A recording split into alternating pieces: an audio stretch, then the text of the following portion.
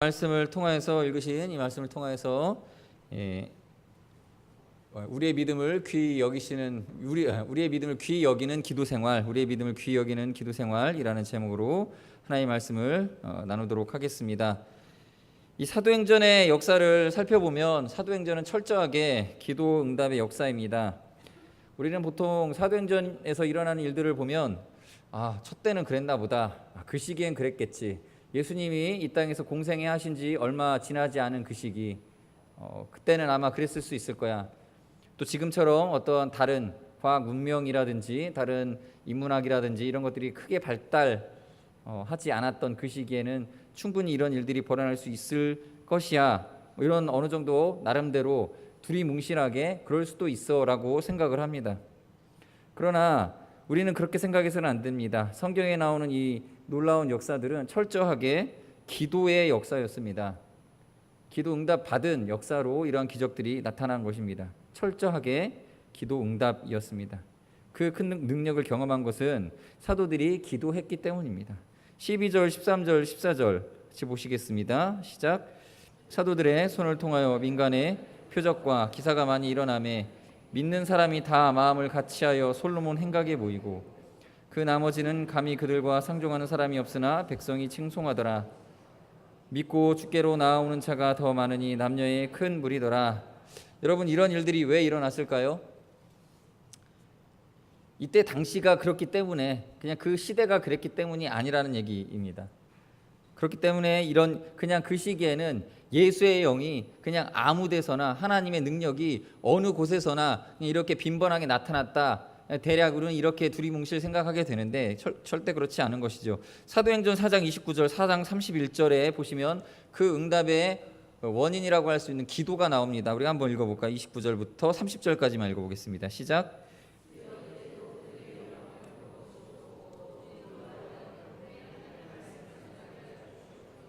손을 내밀어 병을 낫게 하시옵고 표적과 기사가 거룩한 종 예수의 이름으로 이루어지게 하옵소서 하더라. 그리고 그렇게 빌기를 다하매 모인 곳이 진동하더니 무리가 다 성령이 충만하여 담대히 하나님의 말씀을 전하니라. 이 역사의 순서가 있죠. 기도가 있었습니다. 기도를 한 후에 하나님의 영이 임했고 하나님의 영이 임한 후에 능력이 나타나는 것, 이것이 성경이 우리에게 보여주는 질서입니다.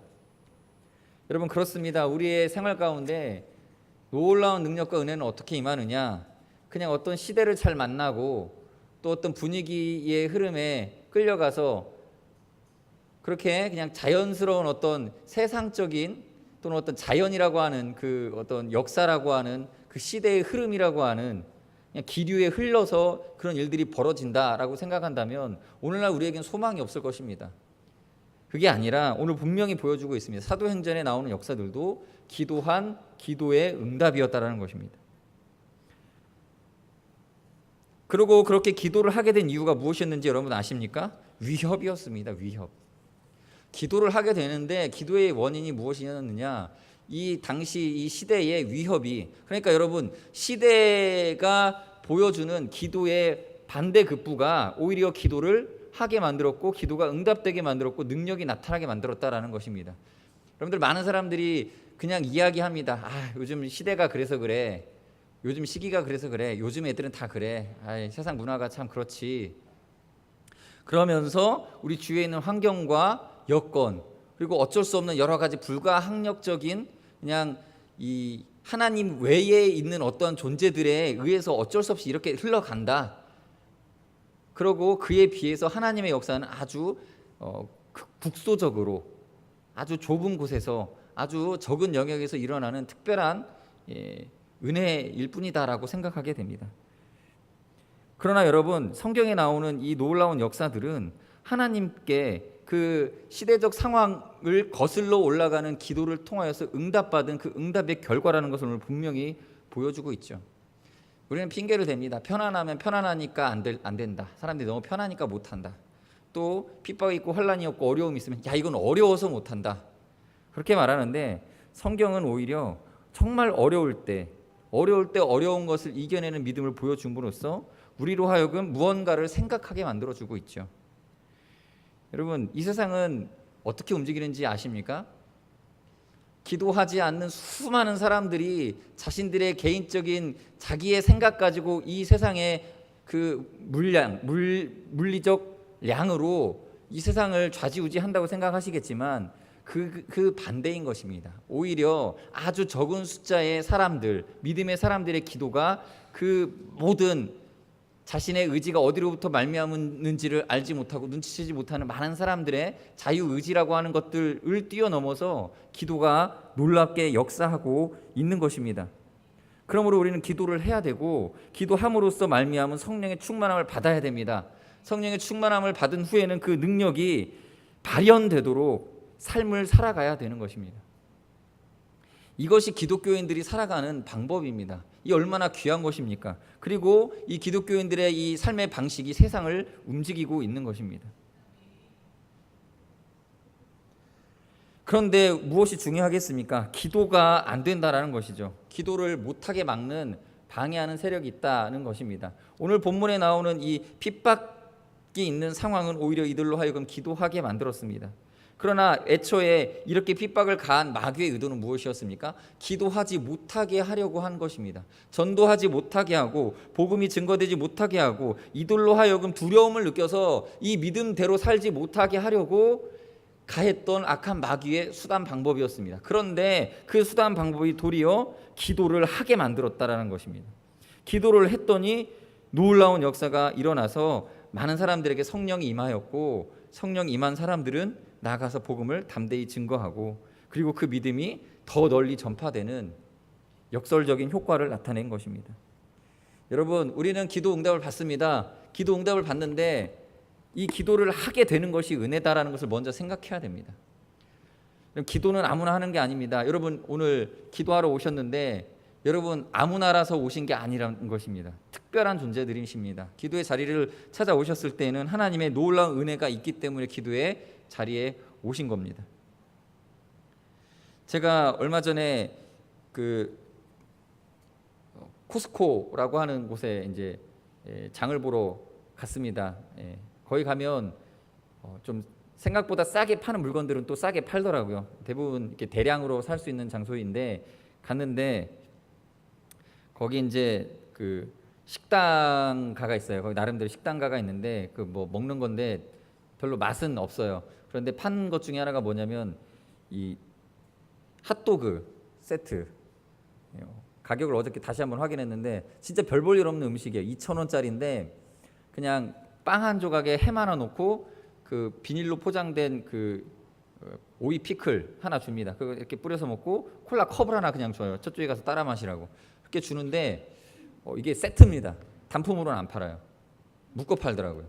그래서 제가 우리 그 빵이 좀 부들부들해서 애들 그냥 배고플 것 같아서 빵을 좀 더 사야지 하고 다른 목적 없이 빵 이렇게 핫도그를 샀는데 컵이 또 딸려오더라고요. 그래서 컵이 총 3개가 됐습니다. 우리 아내 거, 내 거. 필요 없는데 하나가 더 있는 거죠. 그래서 그 컵 하나를 옆에 있는 어떤 분한테 이거 저 남는데 이거 가져가세요 하고 나눠줬어요. 저는 이걸 이 묶음 판매하는 이 핫도그를 보면서 하긴 단가가 안 나오니까 싸게 팔려니까 그냥 묶어서 비용 최소화해서 이렇게 파는가 보다라고 생각을 합니다. 이렇게 묶어 파는 판매하는 물품들이 있는데 절대로 따로 안 팔아요. 좀 따로 살 수 없습니까? 근데 못 팔아요. 그러다 보니까 남는 게 생기고 그러다 보니까 나눌 것이 생기게 되더라고요. 그래서 어떤 분한테 옆에 있던 분 그 피자를 하나 이렇게 드시는데 되게 퍽퍽하게 드시더라고요. 그래서 이렇게 컵을 하나 드렸더니 굉장히 고마워하시더라고요. 갖고 가셔서 음료수를 따라서 드시는데 괜히 뿌듯하더라고요. 그리고 나서 이제 우리 애기들 간식으로 가끔 그 너겟 기름이 안 튀겨버립니다. 그래서 그 원래 기름이 튀겨야 되는데 붙여서 먹이는 건데 그거를 사는데 그것도 묶음 판매예요. 그래서 이렇게 묶어서 파는데 이 너겟에다가 옆에다가 핫도그를 이렇게 묶어요. 근데 테이프를 둘렀는데 얼마나 꽁꽁 둘렀는지 집에 와서 뜯으려고 하는데 안 뜯어져요. 야, 이것을 많이 싸게 팔려고 하다 보니까 이렇게 묶음 판매하는구나. 뭐 이런 생각을 했는데 이걸 보면서도 여러 가지 생각을 하게 됩니다. 하나님께서 항상 의뢰에게 은혜를 주시는데 쌍으로 주신다는 거예요. 많이 주십니다. 갑절로 주십니다. 왜 그렇습니까? 그럴 하나님의 이유가 있습니다. 여러분, 우리가 기도 응답 받는데 여러분 기도 응답에만 여러분들은 초점을 맞추고 있는데 이미 하나님은 쌍으로 주셨어요. 그 기도 응답반, 기도의 제목을 응답해 주시는 그 기도 제목들을 주시지만 그와 더불어 믿음을 같이 주시는 거죠. 기도함을 주시는 겁니다. 기도함을 은혜로 주시고 그리고 나서 기도 응답을 받는 겁니다. 여러분들이 이 자리에 기도를 하러 오셨다는 얘기는 하나님 입장에서 보라보면 이미 결과가 정해져 있는데 기도 응답 받으려고 기도하러 오신 거예요. 그런데 하나님의 주 목적은 여러분들의 기도하는 것입니다. 그 기도하는 것을 주시려고 기도 응답을 같이 주시는 거죠. 여러분 원하든 원치 않든 묶음 판매하고 있으십니다. 여러분들은 이미 쌍으로 받으셨어요. 여러분들이 영혼이 잘된 것 같이 범사가 잘 된다. 그러나 여러분 범사를 위해서 기도하시는데 여러분의 영혼이 잘 되어지고 있다라는 것입니다. 교회에 이 기도의 자리를 어떻게 오셨습니까? 여러분 자원하는 마음으로 오셨습니까? 이게 하나님의 인도하심입니다. 여러분 또는 억지스러운 마음으로 왔습니까? 뭔가에 이끌려서 누군가의 권유에 등살에 밀려서 어떠한 이 기도의 자리를 안 찾아오면 그 마음의 불편함이 막 가득하여서 이 뉴스를 보고 있어도 이 시간 뉴스 할 시간 아니겠습니까? 뉴스를 보고 있어도 뉴스가 눈에 들어오지 않고 마음이 불편하니까 이것도 하나님의 인도하심이죠. 교우들을 만나는 기쁨 때문에 오셨습니까? 이게 하나님의 선물입니다. 은혜인 것이죠. 염려가 잔뜩 쌓여서 기도의 자리로 오셨습니까? 그것도 하나님께서 기도하게 하시려고 하신 하나님의 은혜입니다. 여러분들 또 여기 계시는 분들 중에는 굉장히 책임감이 있고 성실함이 몸에 배어 있어서 그냥 자연스럽게 기도의 자리로 발걸음이 옮겨지신 분들이 있습니다. 저 같은. 그런데 습관적으로 오신 것도 은혜입니다. 자, 여러분 제가 이렇게 나열한 것들 보시면은 여러분들 어떨 때는 진짜 자원하는 마음으로, 어떨 때는 억지스러운 마음으로, 어떨 때는 그냥 교우들 누구 만나고 싶어서, 또 어떤 때는 염려가 근심이 잔뜩 쌓여서, 또 어쩔 때는 이 성실함과 책임감 때문에 오시게 됩니다. 그런데 중요한 것은 이 모든 것을 통하여서 하나님께서 이 기도의 자리를 마련하시고 이 자리에 초청하셨다라는 것입니다. 이것이 하나님이 주시는 축복입니다. 귀히 여기시기 바랍니다. 이것을 먼저 귀히 여기십시오. 하나님께서 주신 은혜인 것이 이 자리를 귀히 여기셔서 그 자체를 즐기시기 바랍니다. 사도들은 이 위협함 속에서 기도할 수 있었습니다. 그리하여서 그 뒤에 놀라운 역사들이 벌어졌습니다. 여러분, 하나님께서 우리에게 주신 것들은 이렇게 늘 우리의 믿음과 더불어 갑절로 주십니다. 여러분들에게 하나님께서 기도 응답을 주실 때는 그 기도 응답 한 가지만 주시지 않습니다. 2배로 주십니다. 분명히 여러분들은 기도 응답 받은 후에 하나님께서 그 받은 응답을 통해서 어떤 물질을 얻었다든지 어떤 무언가를 얻었다든지 2배로 얻게 될 것입니다. 3배로 얻게 될 것입니다. 무슨 이유에 있습니까? 그것을 또 다른 이웃에게 나누어 줄 수 있게 주시는 것입니다. 아연 신문은 한 달에 한 번씩 나오는데 두 부씩 드립니다. 이게 성경적이라고 생각을 합니다. 하나는 여러분 것이고 하나는 여러분이 또 누군가에게 나누어 줄 것입니다. 여러분들에게 주신 어떤 응답의 은혜들도 다 마찬가지로 그렇게 나눌 것으로 주십니다. 1번을 주시고 2번을 주십니다.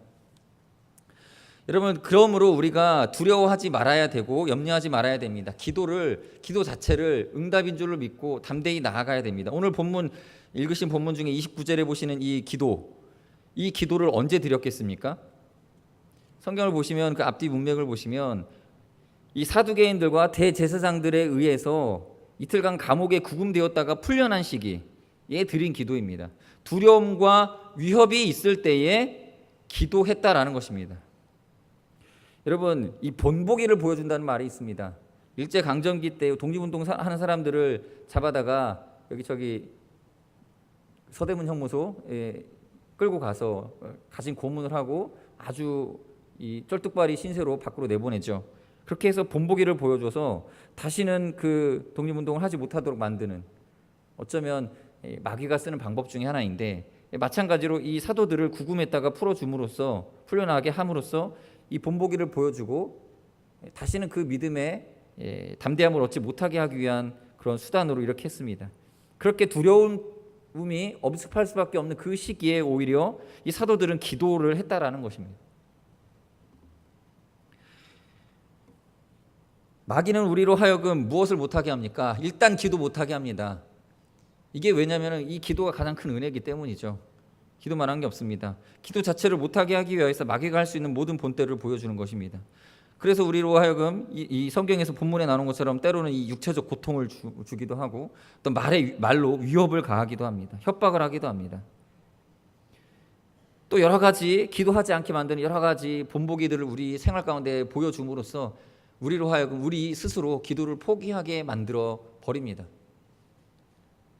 여러분 그런 경험 있지 않습니까? 기도했더니 오히려 힘만 들고 기도한 후에 오히려 뭔가 이렇게 우환이 생기고 어려움이 닥쳐오고 이런 경험들을 한 번씩 겪으셨을 수 있습니다.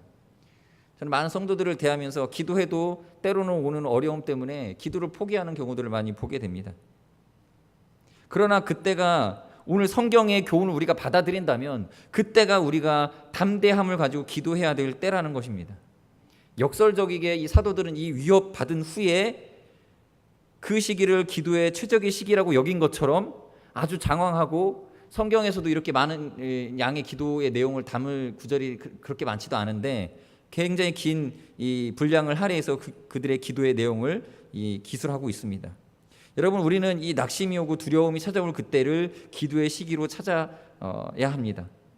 여러분 기도라는 것은 기도 자체가 이미 자기 극복적인 의미를 갖고 있습니다. 기도라는 것은 기도하지 못할 상황을 맞이했을 때 해야 되는 것이 기도라는 그 의미가 그 안에 담겨져 있죠. 언제 기도하십니까 여러분? 염려가 엄습할 때. 어떤 분들은 기도하지 못하는 이유를 자기가 낙심했기 때문에 기도를 안 하겠다고 그럽니다. 어떤 사람들은 두려움이 왔기 때문에 내가 기도를 못 하겠다. 이렇게 두려운데 어떻게 기도하느냐. 이렇게 낙심이 되는데 이렇게 절망적인데 어떻게 기도하느냐라고 말합니다. 그러나 그러할 때가 바로 기도를 해야 되는 순간인 것입니다. 낙심이 오고 두려워지기 때문에 어떤 이들은 슬프고 괴롭기 때문에 절망스럽기 때문에 기도해야 된다라고 말합니다. 그것이 믿음입니다. 그때가 기도할 타이밍이죠.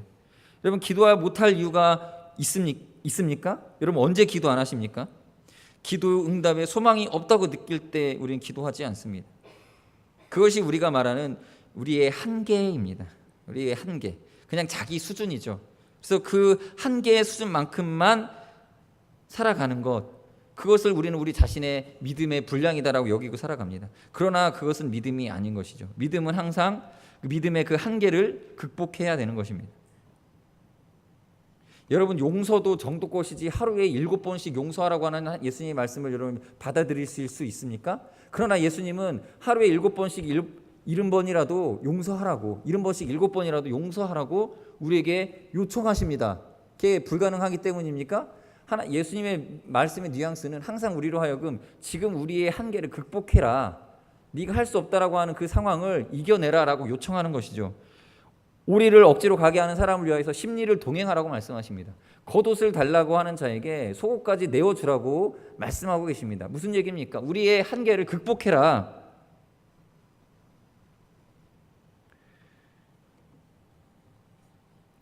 눈이 범죄하게 하거든 눈을 뽑아내라. 무슨 얘기입니까? 그 현실, 그 한계를 뛰어넘는 결단을 하라는 얘기죠. 여러분 우리에게는 믿음의 하나님의 엄청난 요구가 있습니다. 여기 앉아 계신 믿음이 강한 성도님들이나 믿음이 아주 약한 성도님들이나 다 동일하게 계속적으로 예수님은 그 한계를 극복하는 믿음을 요구하고 계십니다. 그래서 예수님께서는 많은 기적들을 행하실 때에 일부러 이 믿음의 한계를 뛰어넘을 수 있는 환경을 만들어 놓고 그들에게 믿음의 도전을 심어주십니다. 오병이어밖에 없습니다. 그런데 5,000명이 넘는 장정들과 사람들을 먹여주십니다. 극복할 수 없는 상황이죠. 예수님은 언제 죽은 자를 살리셨습니까? 언제 그런 기적을 행하셨습니까? 제 말 속에 답이 있었죠. 이미 죽은 후입니다. 이미 죽은 후에 살리는 기적을 행하신 것입니다. 이게 그냥 우리는 예수님이니까 그런가 보다 하겠지만 예수님의 추종자들이 믿는 한계는 예수님 적어도 죽지 않았을 때 좀 시름시름 앓고 있을 때 와서 살려주시기를 바라는 믿음으로 바라보았는데 예수님은 오히려 그 시간을 지체하시고 딜레이 하시다가 죽은 후에 그들에게 찾아가시고 무덤 앞에서 이미 죽어서 장례를 지니고 있는 그 현장에서 그들을 살려내셨습니다. 죽음을 넘어선 믿음을 보여주시고 우리에게도 그 믿음을 요구하십니다. 여러분 우리가 믿는 믿음은요, 그러므로 결론 내리면 우리가 믿는 믿음은 그냥 믿음이 아니라 부활의 믿음입니다. 죽은 자를 살리는 믿음을 우리는 믿고 있는 거예요. 여러분 예배 시간마다 고백하는 믿음이 바로 그 믿음입니다. 여러분 그냥 약간 아플 때에 나을 정도 수준의 믿음, 또 약간 미열이 있을 때, 열이 약간 오르고 있을 때 그때 어느 정도 약 먹고 고칠 수 있는 믿음, 또 어느 때는 예방주사 맞으러 가는 그러한 정도 수준의 믿음, 그렇게 나뉘어질 수 있는 게 아니라 여러분, 우리가 고백하는 믿음은요, 부활의 신앙을 고백하는 믿음이었습니다. 그 믿음을 여러분 귀히 여기시기 바랍니다. 예수님은 부활의 모습을 통해서 우리에게 믿음을 증거하시고, 부활하신 예수님을 믿으라고 우리에게 부활 신앙을 우리의 믿음의 기본 베이스로 주신 것입니다. 그렇기 때문에 여러분, 우리가 기도할 때 어떠한 죽음보다 더한 절망이 어디 있습니까? 그런데 그것을 부활이라는 것을 믿는 믿음으로 극복하라고 우리에게 부활의 믿음을 주신 것입니다. 그러므로 여러분, 낙심하셨습니까? 낙심할 수가 없습니다. 믿는 사람은 좌절할 수가 없습니다. 우리가 믿는 믿음은 모든 우리의 상식과 우리의 한계를 초월하는 부활의 믿음이기 때문입니다. 그래서 오늘 본문에도 보시면 15절에 16절에 놀라운 역사들이 나타나는데, 심지어 병든 사람을 메고 거리에 나가 침대와 요 위에 누이고 베드로가 지날 때에 그의 그림자라도 누구에게 덮일까 바라고 예루살렘 부근에 수많은 사람들도 모여 병든 사람과 더러운 귀신에게 괴로움받는 사람을 데리고 와서 다 나음을 얻으니라. 성경에 보면 이 사도들도 죽은 자를 살리는 놀라운 역사들을 행하는 장면들을 보게 됩니다. 도르가라고 하는 여인이 죽었습니다. 베드로가 가서 다비다야 일어나라, 일어나서 살아났습니다. 그 믿음이 동일하게 우리에게도 일어나는 줄로 믿으시기 바랍니다. 그러나 아무튼 여러분, 하나님 말씀을 우리가 받아들일 때에 우리가 이 믿음의 놀라운 역사를 기대하는 믿음이 없다면 우리는 기도를 할 수 없겠죠. 그러나 성경에서는 우리에게 이 부활의 믿음을 믿고 나아갈 수 있도록 돕는 놀라운 역사가 있습니다. 바로 우리에게 주어진 모든 환경을 통하여서 우리를 믿음으로 인도하시는 하나님의 섭리인 것입니다. 그래서 여러분, 개개인의 신앙을 다 이렇게 들여다보면요, 제가 개인적으로 여기 앉아 계신 분들을 다 면담할 수는 없겠지만 깊이 대화를 나눠보면 하나님께서 얼마나 한 성도 여러분을 강력한 믿음으로 연단하고 계시는지 맛보게 됩니다. 근데 그 성도들은 그냥 삶이거든요. 근데 나는 감당할 수 없겠어요. 얘기 들어보면 엄청난 믿음이죠.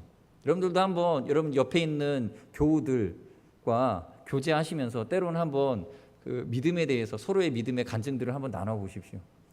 하나님께서 우리가 생각하지 못한 수준으로 이 부활의 믿음을 그 성도에게 계속 훈련시키고 계시다라는 것을 느끼실 수 있습니다. 때로는 나만 하나님께서 힘들게 하신다 이렇게 느끼실 수도 있겠지만, 하나님께서 여러분 주위에 있는 많은 사람들을 다 그 수준의 믿음으로 이끌고 계십니다. 여러분, 우리가 믿는 믿음은요, 그냥 보통 믿음 아닙니다. 그냥 그저 그런 믿음, 수준 믿음에 하나님께서 우리를 이끌고 계시지 않습니다. 그래서 여러분, 교우들을 아무도 우리가 가볍게 여길 수 없고, 아무리 보잘것없는 어린 아이라도 하나님께서 그 영혼을 통해 행하실 일들, 그 영혼에게 주시는 믿음의 크기는 우리가 함부로 판단할 수 없고 상상할 수 없는 수준의 것인 줄로 믿고 귀히 여기시기 바랍니다. 여러분, 우리는 부활의 믿음을 믿고 있습니다. 그렇기 때문에 오늘 이렇게 핍박을 받고 있는 것입니다. 당시 이들에게 핍박을 가했던 이 사두개인들은 이 부활을 믿지 않았던 사람들입니다. 죽은 자가 살아난다는 메시지는 이들을 자기들의 정체성을 부인하는 메시지였습니다. 그러나 그런 그들에게도 복음을 담대히 증거한 사도들의 모습을 우리는 보게 됩니다. 여러분, 마라톤 코스를 열심히 달려서 이제 결승선에 거의 다 다다른 선수에게 찾아가서 당신 지금 잘못 왔습니다. 여기가 그 목표 지점이 아닙니다. 자기 나름대로는 이 선수는 자기가 결승전까지 다 왔다고 생각을 하고 있는데 지도를 보니까 전혀 다른 곳에 와 있는 거예요. 이 마라톤 선수는 조금만 더 가면 목표에 도달할 것이다라고 여기고 있는데 잘못된 길로 와 있는 거죠. 그때 옆에 가서 당신 잘못된 길로 왔습니다 라고 말하는 것은 상당히 곤란한 일입니다. 우리가 복음을 증거하는 것은 바로 이러한 것과 같습니다. 많은 세상 사람들이 달려가는 길이 있습니다. 그러나 그 길은 그들이 알면 굉장히 당혹스러운 현실입니다. 이 사람들은 여기에 도달하면 끝이다라고 여기고 있겠지만 그 뒤에는 어마어마한 이들을 절망으로 빠뜨려 드릴 수밖에 없는 죽음이라고 하는 끝이 기다리고 있을 뿐입니다. 여러분, 우리가 전도라고 하는 것은 믿지 않는 자들에게 당혹스러운 사실을 증거하는 것입니다. 여러분, 우리가 기도하고 오늘도 기도함으로써 우리의 기도 응답을 받고 우리의 신앙생활을 더 성숙시켜 나가야 되는 이유는 오늘 성경에서도 보여주는 것처럼 이 사도들이 복음 증거하는 것입니다. 어느새 우리는 우리의 기도를 응답받기 위하여서 하나님의 능력을 동원하는 기도의 태도를 갖고 있는지도 모르겠습니다. 여러분, 이 믿음을 먼저 회복해야 됩니다. 주님, 제가 예수님 때문에 조금 가난해지고 또 그것을 주님 때문에 세상 사람들로부터 미움을 받고 핍박을 받는데 하나님, 그러나 그것이 주님을 섬기고 올바른 길로 가고 있음의 증거가 되므로 하나님 감사드립니다. 이런 마음과 자세를 가지고 오늘도 주님을 위하여서 내 것을 내어놓고 복음 증거를 위하여서 기도하고 당하는 모든 환난과 어려움 가운데서 죽으면 끝이라고 생각하고 달려가는 저 많은 사람들에게 우리가 믿고 있는 이 부활의 믿음을, 이것이 얼마나 귀한 것인지를 증거해야 될 사명이 있습니다. 그 사명을 가지고 오늘도 기도하실 때 하나님, 그 사명을 다 이루도록, 쉽지 않은 길이지만 그 귀한 믿음을 더 귀하게 여겨서 핍박과 환난 속에서도 복음을 증거하는 주의 일꾼이 되게 해달라고 이 시간 같이 기도하는 시간 갖도록 하겠습니다. 같이 기도하실 때 이렇게 기도하겠습니다. 사도들은 그 권능이 기도로 말미암았습니다. 기도에 앞서 다른 것 의지 않게 해달라고 기도하시고, 또 두려움과 위협, 낙심과 절망적인 상황이라 할지라도 간구하게 해달라고, 부활을 믿는 믿음으로 어떤 상황에서든지 이 믿음의 기도를 드릴 수 있는, 참 하나님을 중심으로 하나님을 사랑함으로 내 것을 내어놓고 더 귀한 것을 위하여서 희생하고 헌신할 수 있는 믿음을 지니고 믿음으로 나아가는 믿음의 삶을 살아갈 수 있게 해달라고 이 시간 같이 기도하는 시간 갖도록 하겠습니다. 기도하시겠습니다.